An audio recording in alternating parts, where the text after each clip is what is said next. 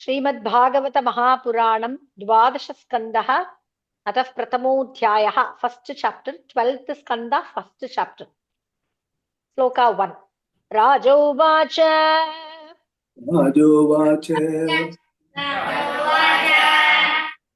स्वधामानुगते कृष्णे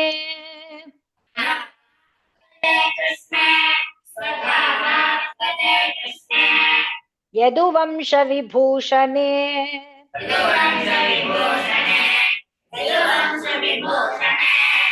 कस्य वंशः अभवत् पृथ्व्याम्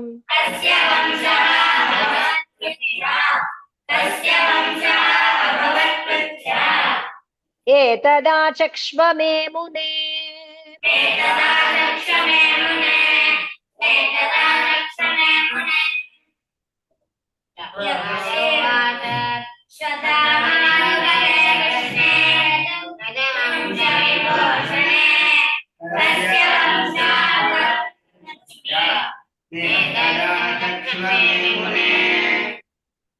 श्रीशुक उवाच श्रीशुक उवाच योऽन्त्यः पुरञ्जयो नाम योऽन्यः पुरञ्जयो नाम भाव्यो बार्हद्रथो नृप भाव्यो बार्गत्रदो नृप तस्य अमात्यस्तु शुनकः तस्य अमात्यस्तु शुनकः हत्वा स्वामिनमात्मजम् हत्वा स्वामिनमात्मजौ श्रीशुक उवाच योऽन्यः पुरञ्जयो नाम भाव्यो बार्गत्रदो नृप तस्यामात्यस्तु शुनकः हत्वा स्वामिनमात्मजम् प्रद्योतसंख्यं राजानम्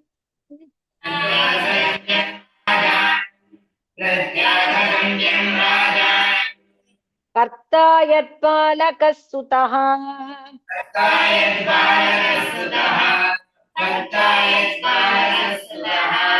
विशाखयूपस्तत्पुत्रः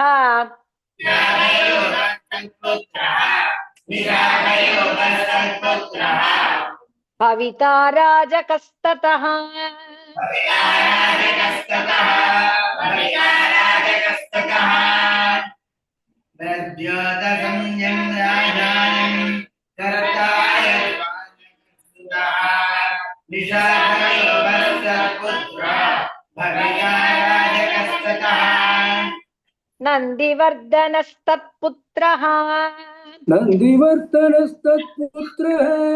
नन्दिवर्धनस्तत्पुत्रः पञ्चः प्रद्योतना इमे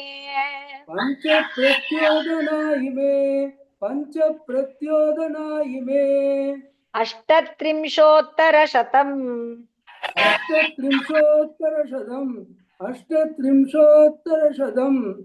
भोक्ष्यन्ति पृथिवीं नृपाः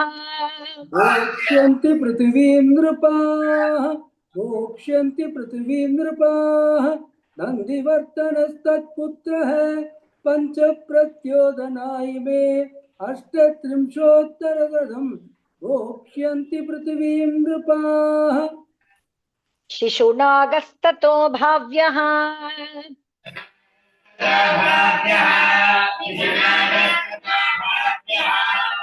काकवर्णस्तु तत्सुतः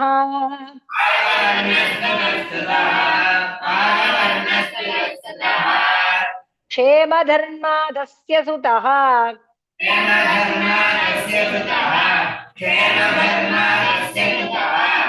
क्षेत्रज्ञः क्षेमधर्मजः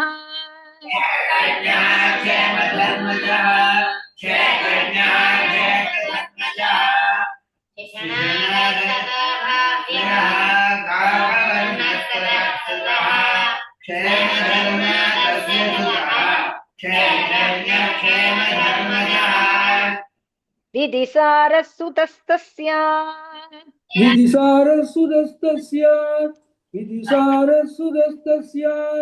जातशत्रुः भविष्यति जातशत्रुः भविष्यति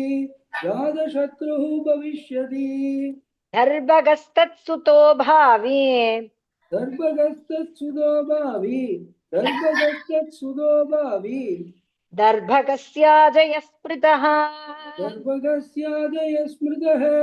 दर्भगस्यादय स्मृतः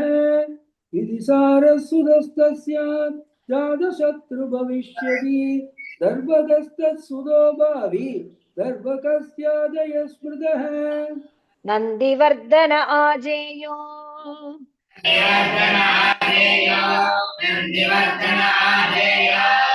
महानन्दिः सुतस्ततः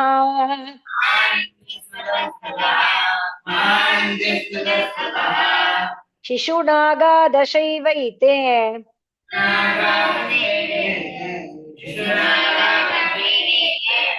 षष्ट्युत्तरशतत्रयम्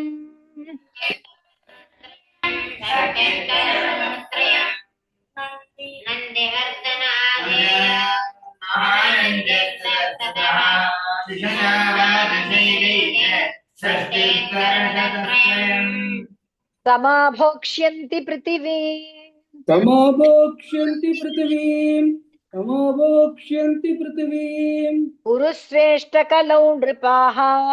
पुरुषेष्ठकलौ नृपाः पुरुषेष्ठकलौ नृपाः महानन्दिसुतो राजन् महानन्दी सुतो राजन् महानन्दी सुतो राजन् शूद्री गर्भोद्भवो बली शूद्री गर्भोद्भवो बली शूद्री गर्भोद्भवो बली समाभोक्ष्यन्ति पृथिवीम् पुरुषेष्ठकलौ नृपाः महानन्दी सुतो राजन्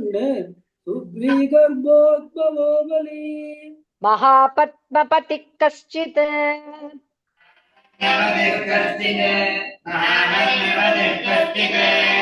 नन्दक्षत्रविनाशकृत्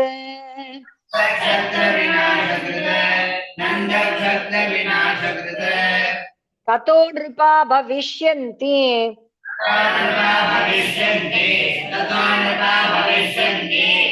शूद्रप्रायास्तु अधार्मिकाः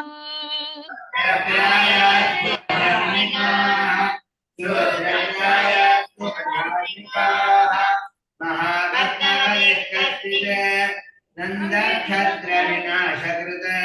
ततो नृपा भविष्यन्ति शूद्रप्रायास्तु शूद्रप्रायास्तु अधार्मिकाः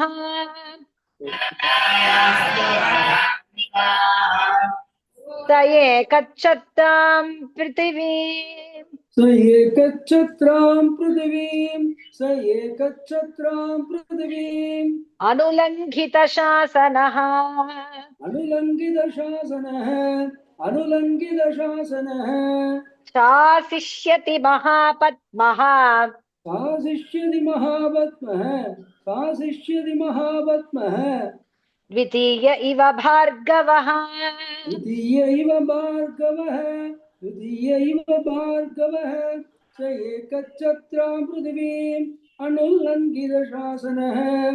शासिष्यति महापद्मो द्वितीय इव भार्गवः तस्य चाष्टौ भविष्यन्ति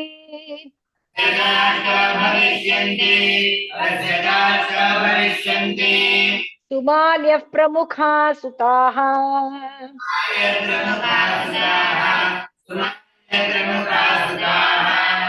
य इमा भोक्ष्यन्ति महीम्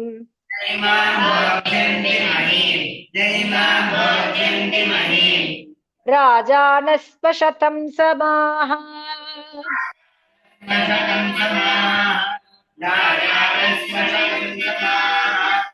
तस्य शास्त्रो भविष्यन्ति जैमां भोक्ष्यन्ति महेन्द्राजनस्मशतं समाः य इमा भोक्ष्यन्ति महीम् राजानस्पशतं समाः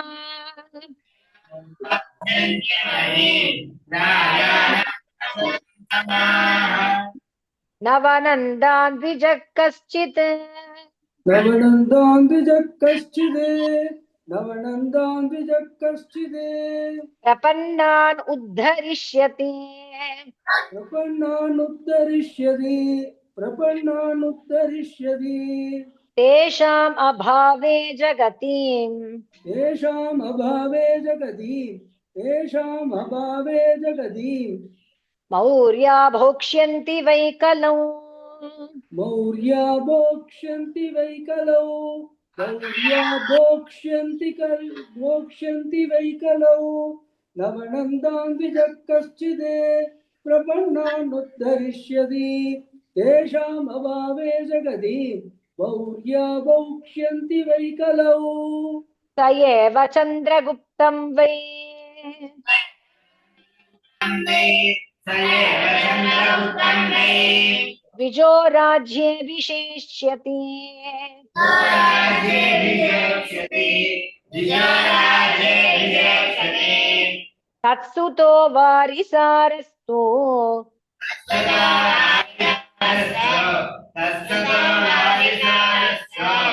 ततश्च अशोकवर्धनः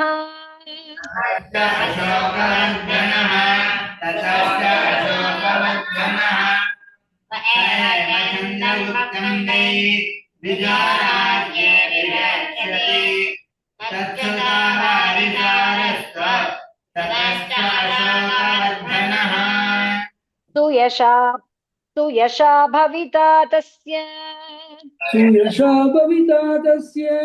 सुयशा भविता तस्य संगदः सुयशस्तुतः संगदः सुयशस्सुतः शालिशूकस्ततस्तस्य शालिशूकस्ततस्तस्य सोमशर्मा भविष्यति सोमशर्मा भविष्यति सुयशा भविता तस्य संगदः सुयशस्सुतः शालिशूकस्ततस्तस्य सोमशर्मा भविष्यति शतधन्वा ततस्तस्य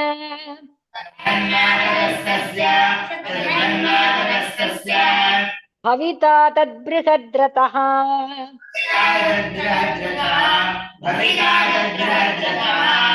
मौर्या ह्येते दश नृपाः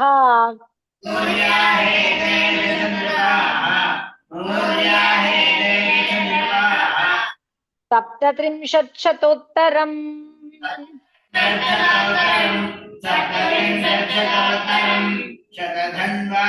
समाभोक्ष्यन्ति पृथिवीम्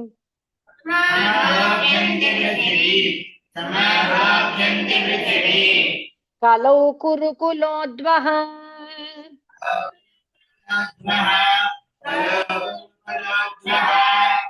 शतधन्वानतस्तस्य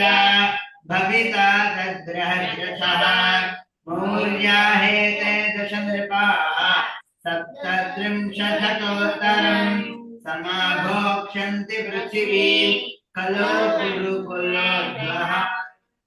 हत्वा बृहद्रथं मौर्यम् अद्वा बृहद्रथं मौर्यम् तस्य सेनापतिः कलौ तस्य सेनापतिः कलौ पुष्पमित्रस्तु शुङ्गाह्वः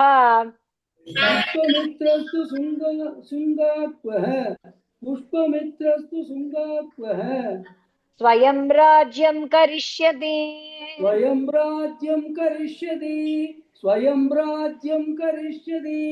अग्निमित्रस्ततस्तस्मात् अग्निमित्रस्ततस्तस्मात् सुज्येष्ठोत भविष्यति सुज्येष्ठोद भविष्यति अत्वा बृहद्रथं मौर्यं तस्य सेनापतिः कलौ पुष्पमित्रस्तु शुङ्गाक्वः स्वयं राज्यं करिष्यति अग्निमित्रस्ततस्तस्मात् सुज्येष्ठोद भविष्यति वसुमित्रो भद्रकश्च सुमित्रो भद्रकश्च असुमित्रो भद्रकश्च पुलिन्दो भविता ततः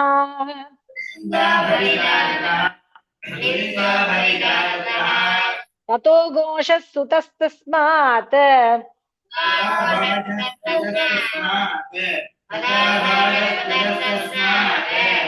वज्रमित्रो भविष्यति वज्रमित्रा भविष्यति वज्रमित्रा भविष्यति समित्रो भद्रकश्च पुलिन्दो भविता तथा तस्मात् वज्रमित्रा भविष्यति ततो भागवतस्तस्मात् ततो भागवतस्तस्मात् देवभूतिरिति श्रुतः देवभूतिरिति श्रुतः शृङ्गादशैते भोक्ष्यन्ति तुङ्गादशैते बोक्ष्यन्ति भूमिं वर्षशताधिकम् भूमिं वर्षसदाधिकम् ततो भागवतस्तस्मात् देवभूतिरिति श्रुतः शृङ्गादशैते बोक्ष्यन्ति भूमिं वर्षसदाधिकम् ततः कन्वानियं भूमिः कन्वानियं भूमिः यास्यत्यल्पगुणा नृप यास्यत्यल्पगुणान् नृप शृङ्गं हत्वा देवभूतिम् शृङ्गं हत्वा देवभूतिम् कण्वो मात्यस्तु कामिनम् कण्वामात्यस्तु कामिनम् तदा कण्वानियं भूमिः यास्यत्यल्पगुणान् नृप शङ्खं हत्वा देवभूतिम् कण्वामात्यस्तु कामिनम् स्वयं करिष्यते राज्यम् स्वयं करिष्यते राज्यं वसुदेवो महामतिः वसुदेवो महामतिः तस्य पुत्रस्तु भूमित्रयः तस्य पुत्रस्तु भूमित्रयः